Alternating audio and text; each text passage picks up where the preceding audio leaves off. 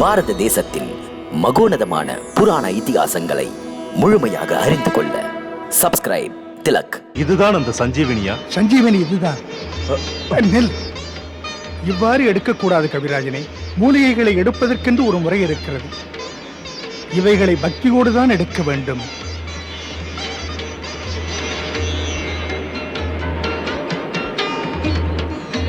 அம்மா பவானியே, திவ்ய மூலிகையே, உயிரை கொடுக்கும் மாதா சஞ்சீவினியே, நான் உன்னிடம் வீரமுள்ள சூரிய வம்ச ராஜகுமாரனின் உயிரை காப்பதற்காக கேட்கிறேன்.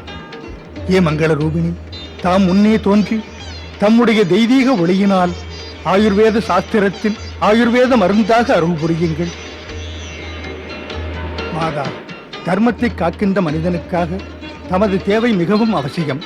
தம்முடைய கருணையினால் அவருக்கு உயிர் வர அருள் புரிய வேண்டும்.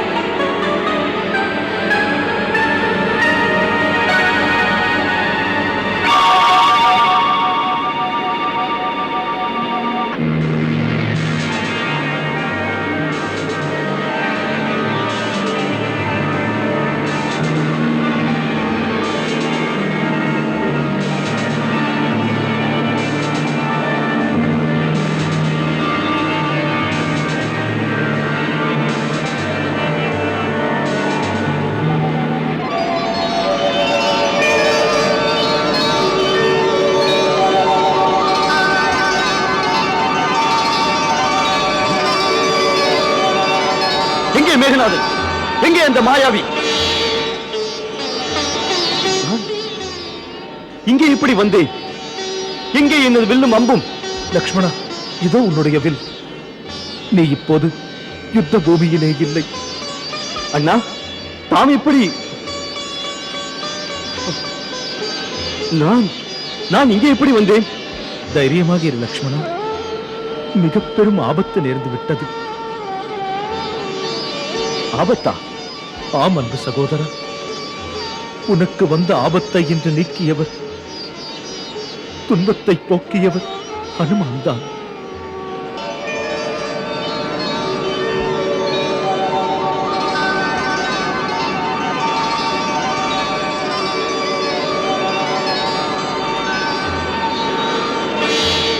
ஹனுமான், இன்னும் ஒரு வேலை மீதம் இருக்கிறது. தாம் ஆணையிடுங்கள் வைத்தியரே. தெய்வீக மூலிகைகள் நிறைந்த இந்த புனித மலையை எங்கிருந்து தூக்கி வந்தீர்களோ, இதை மீண்டும் அங்கேயே வைத்து விடுங்கள். இப்போதே கொண்டு செல்ல அவசியம் என்ன வைத்தியரே? நிச்சயம் அவசியமானதுதான். அது மட்டுமல்ல, அது தர்மம். இந்த தெய்வீக மூலிகை அந்த இடத்தில் இருப்பதுதான் நல்லது. உலக நன்மைக்காக எல்லா நோய்களையும் போக்கவல்ல அந்த மூலிகை செல்வம் ஒருவரிடம் மட்டுமே இருக்கக்கூடாது. மனிதனுக்கு நன்மை தரும் இந்த ஆயுர்வேத செல்வத்தை மனிதனின் நன்மையை கருதி அதன் உரிய இடத்திலேயே வைத்து விடுங்கள். இது அனைவருக்கும் பயன்படட்டும். அனுமான், தங்கள் ஆணைப்படியே.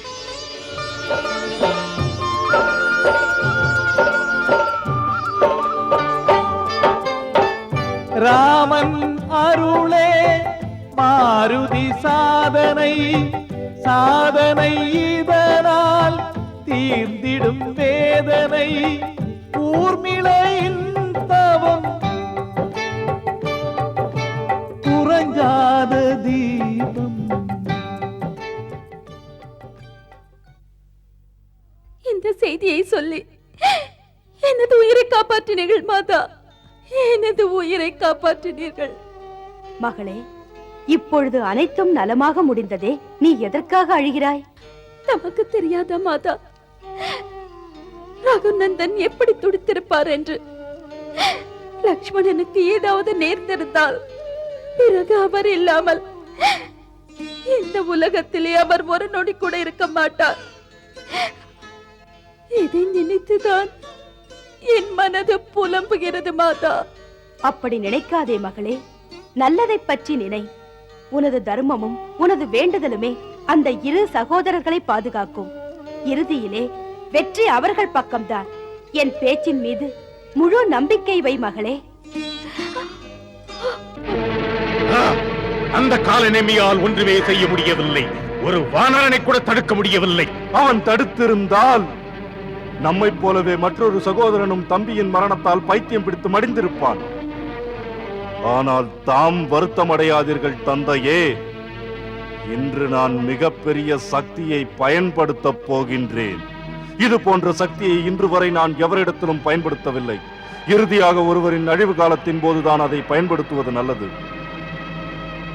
இன்று அந்த நேரம் வந்துவிட்டது. இன்றே குலதெய்வம் நிகும்பலா தேவியின் கோவிலுக்கு சென்று அந்த தாந்திரீக யாகம் செய்வேன். அதன் மூலம் எனக்கு தெய்வீக ரதம் பெற்று வெற்றி பெறுவேன். ஆனால் தாம் இதை ரகசியமாக வைத்துக் கொள்ளுங்கள். இங்கே ஒருவருக்கும் இந்த ரகசியம் தெரியாமல் பார்த்துக் கொள்ளுங்கள். எனது யாகம் முழுமையடையும் வரை யாருக்கும் இது பற்றி சந்தேகம் வரக்கூடாது நான் எங்கே என்று. தாம் ராட்சசர்களின் உதவியோடு மாபெரும் வீரர்களை யுத்தத்திற்கு அனுப்பி வையுங்கள். இதனால் அந்த வானர சேனைகளோடு இரு சகோதரர்களும் யுத்தத்திலே மூழ்கி விடுவார்கள். அவர்களுக்கும் இது தெரியாமல் போகட்டும். மேகநாதா, உனது யோசனை மிகவும் அற்புதமானது. இருந்தாலும் யுத்த நேரம் இது. எதிரி உன்னைத்தான் எதிர்பார்ப்பான். எனவே உனது பாதுகாப்பிற்காக நீ சில சேனைகளை உன்னுடன் அழைத்துச் செல் மகனே. தாம் அது பற்றி கவலைப்படாதீர்கள் தந்தையே. எனது நம்பிக்கைக்குரிய வீரர்கள் சிலர் கோவிலின் வெளிப்புறத்திலே காவல் புரிவார்கள். எனக்கு ஆணை தாருங்கள். நான் எனது மாளிகைக்கு செல்லாமல் நேராக அங்கே செல்கிறேன். இன்று பகல் எனது யாகம் முழுமையடையும். பிறகு அதிலிருந்து கிடைக்கும் தெய்வீக ரதத்திலே அமர்ந்து கொண்டு நான் நேராக யுத்த பூமிக்கு செல்வேன்.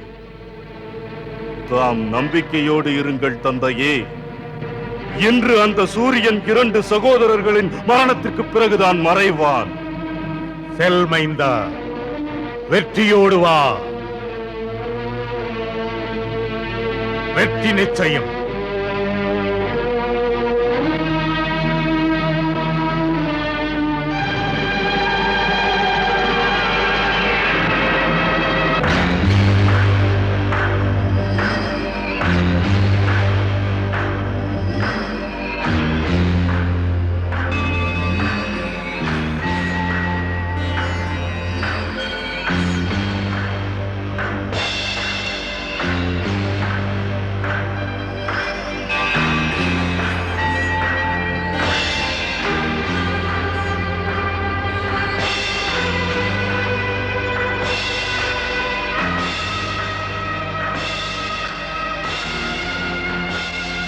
மாதா,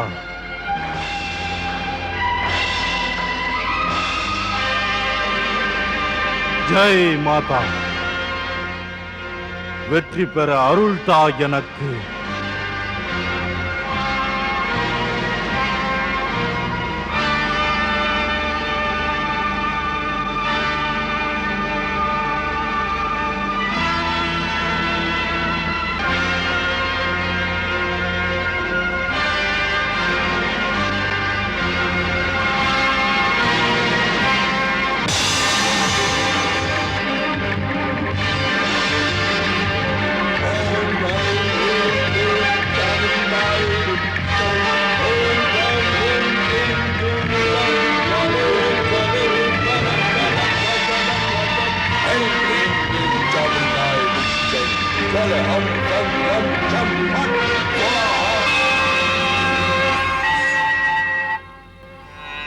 அண்ணா, தமது நிலைமை எனக்கு தெரியும். தமது சகோதரன் நான் தமக்கு உதவ நினைக்கிறேன்.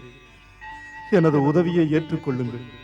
எனது அனைத்து சேனைகளுடன் தமக்கு உதவி செய்ய வருவதற்கு எனக்கு அனுமதி தாருங்கள். எனக்கு ஆணையிடுங்கள். இல்லை இல்லை இல்லை. அண்ணா, யாரிடம் பேசினீர்கள்? யாரிடம் இல்லை என்றீர்கள்? அந்த பைத்தியக்காரனிடம். பைத்தியமா? யார் அவன்? அவன்தான் பரதன். பரதன் நாவா? ஆ, எனது பரதன் தான். பூஜையிலே அமர்ந்தபோது தோன்றியது. அங்கே பரதன் அமைதியின்றி தவிப்பதாக. அவன் மனதின் வேதனையை நான் உணர்கிறேன். நிச்சயம் வேதனையோடு தான் இருப்பார். அனுமான் அவரிடம் அனைத்தும் சொல்லியிருப்பார். அதை கேட்டதும் யார் மனதில் தான் வேதனை இல்லாமல் இருக்கும்? நான் அவரிடத்திலே இருந்தால் அயோத்தியின் அனைத்து சேனையோடு வந்திருப்பேன். இல்லை இல்லை. அண்ணா, அப்படியும் நடக்கலாம். பரதன் உண்மையிலேயே சேனைகளோடு வந்தால்? இல்லை, அவ்வாறு அவன் செய்ய மாட்டான். ஏன்? அவனுக்கு எனது எண்ணங்கள் புரியும். அவன் எனது அனுமதி பெறாமல் அயோத்தியை விட்டு என்றும் வரமாட்டான். இப்பொழுது தமக்கே ஒரு பிரச்சனை. தமக்கு உதவுவதற்கு கூடவா அனுமதி கேட்க வேண்டும்? தமக்கு உதவ யாரிடம் அனுமதி கேட்க வேண்டும்? குருதேவரின் அனுமதி வேண்டும். அவர் நிச்சயம் அவனுக்கு சொல்வார். ராமன் வனவாசம் முடியும் வரை அயோத்தியின் எந்த செல்வத்தையும் அனுபவிக்க மாட்டான் என்று. குருதேவர் தர்மம், ஒழுக்கம் பற்றி அறிந்தவர். அவருக்கு இதுவும் தெரியும். என் லக்ஷ்மணன் இருக்கையில் எனக்கு எந்த சேனையின் உதவியும் தேவையில்லை என்று. லக்ஷ்மணன் ஒருவனே அனைத்து சேனைக்கும் சமமானவன். அண்ணா, தாம் மரியாதையின் எல்லை. இருந்தாலும் என்னை பொறுத்தவரை நானாக இருந்தால் உடனே சேனையோடு வந்திருப்பேன். தம்பி பரதன் எனது அனுமதி இல்லாமல் அயோத்தி ராஜ்யத்தை விட்டுவிட்டு என்றும் வரமாட்டான். எனக்கு அவனை தெரியும் லக்ஷ்மணா. பரதனை போன்ற ஒரு மனிதன் பூமியிலே ஒருவன்தான் பிறக்கிறான். அவனை இதயபூர்வமாக வணங்க